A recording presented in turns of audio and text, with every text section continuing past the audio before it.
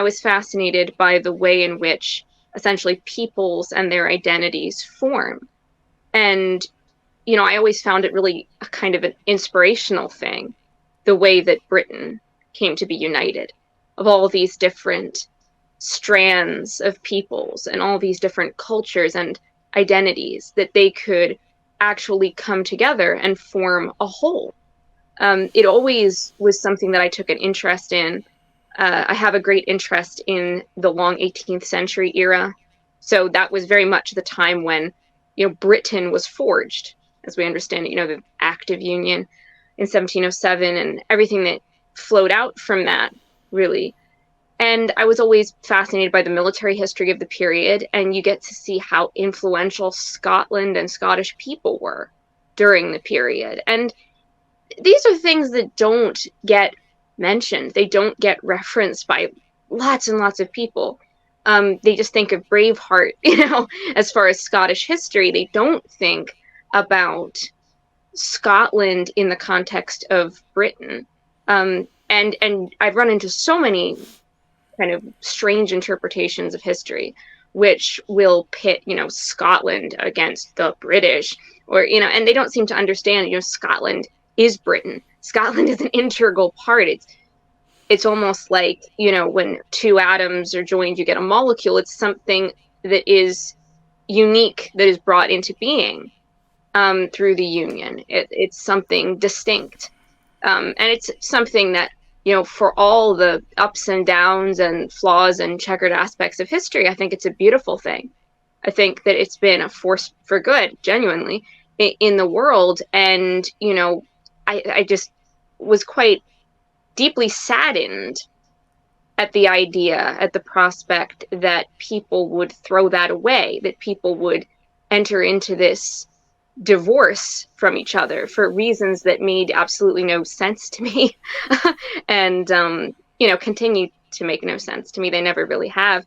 And I remember when I first learned about the referendum, when it was going to be, I genuinely felt rather sick because of how much it meant to me. And I knew I had various friends in all parts of the UK. And it just made me feel ill to think of them being torn apart, something that was holistic and brought together through so many, blood, sweat, and tears, in a sense, to forge the British identity, to forge the Union.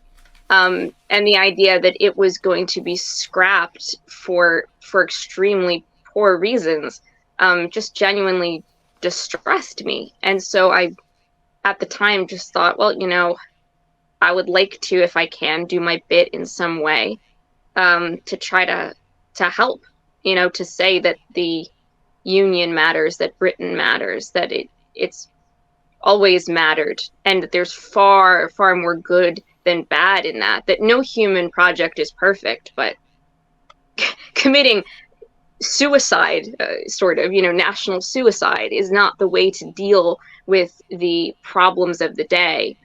Politically, or elements of history that, are checkered. That's not the way to handle it. And it was quite an experience. And, in a lot of ways, it was just nerve-wracking experience once you'd really entered into that and saving something, trying to engage in the work of saving something you believe to be precious.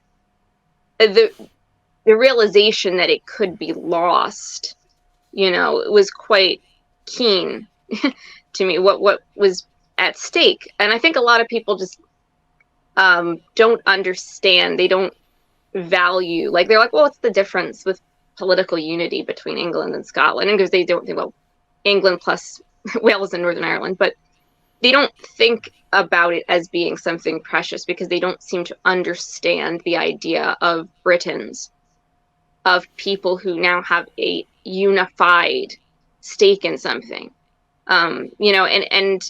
So again, it was a very emotional experience, very harrowing experience. And so I met very many good friends over the course of it, brought together by this love of people. It's really what it is. It's a love of a people and what they've become through the course of their story, and what we believe they still can be through that.